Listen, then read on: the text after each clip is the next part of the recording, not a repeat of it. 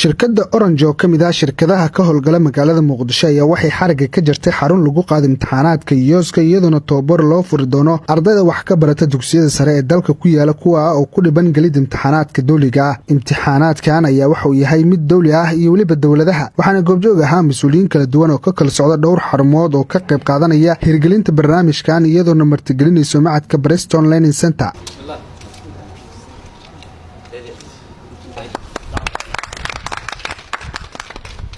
Ogoreen waxaa goobta ka hadlay Jibriil Cumar Maxamed gudoomiyaha shirkadda Orange waxa si kooban faahfaahin uga bixinayaa waxa uu xarag jarkan uu ku saabsan yahay iyo xaruntan faa'iidada ay u leedahay ardayda Soomaaliyeed ee ku dhiban galid imtixaanaadka dawliga ah. Waxaan maanta farxad noo ah inaan xiriir ka jarno xaruntan aan ugu talgalnay ardayda Soomaaliyeed inaan ku training gareeno ama aan ku tababarno imtixaanka Yoos oo lagu helo jaamacadaha dawliga. xaqiiqatan waa markii ugu horeysay oo magaalada Muqdisho laga hirgeliyo xarun noocan oo kale oo imtixaanka Yoos waayo maadaama shirkadda Orange waxyaalaha aan la kulanay waxa ka mid ah sanadihii hore ardayda in aad ugu dhibtoodaan imtixaanka Yoos qaabkee uu qayb qaadan lahaayeen iyo imtixaanka Yoos wax uu yahay laakiinse xaruntan waxaan ugu talgalnay oo maanta halkan laga daafuray in ardayda lagu tababaro oo lagu baro qaabka imtixaanka Yoos loo gal aduu Ilaahay yiraahdo sidoo kale waxa ardayda laga saaciidi doonaa ardayda foomfoorada fadhiso in ayagana laga caawiyo imtixaanada dawladda siday u diyaarin lahaayeen iyo qaabkay u gali lahaayeen anagoo u diyaarinay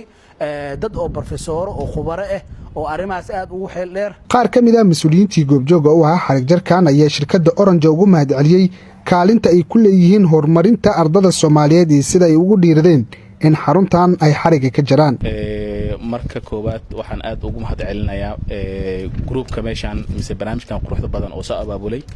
oo barnaamijkaas oo loogu talagalay in oo ardayda loogu faa'iideeyo barnaamijyada kala duwan haday tahay training oo ah imtixaanka Yoos mise training ardayda oo ah loogu talagalay sanadugsiyeedka sanadkan imtixaanaadkooda in loogu fududeeyo. Zayt kampanyaya güvendiniz. Çocuklarınızı bizlere teslim ettiniz. Biz de onlara üniversite imkanı sunduk. Bu sene inşallah yeni bir çalışma başlatıyoruz. Post Education, Orange, Gorgor Group ve Brixton Learn Center olarak YÖS imtihanlarından önce YÖS ile ilgili sorularınızı, çevirilerinizi, tercümelerinizi uga faa'iideynayo mar walba hadaynu nahay xarunta Brixton Learning Center waxaan u taaganahay inaan hirgelino oo dhiirigelino ardayda rajooyinkooda mustaqbalka ay ka leeyihiin ka xarun ahaan Brixton Learning Center markii laga soo tagay inta oo dhan xaruntu waxay si gaar ah ardayda u bartaa luqadda Ingiriiska oo system oo ka yimaada Cambridge University. farxad ah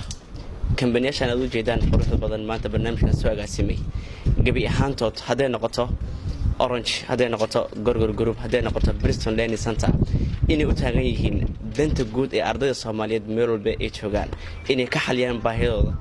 kolay in wax kale aan dhaho hadama garanayo mar walba iyo waqti walba waxaan garab taaganahay aan u taaganahay ardayda Soomaaliyeed meel walba ay joogaan inay baahidooda xaqibtaan insha Allah. hawshan halkan galabta loo yimid waa arin aad muhiim u ah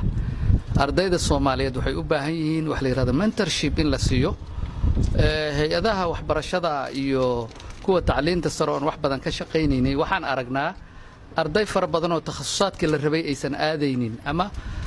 asagoo bachelor wax ka qaatay haddana meel kale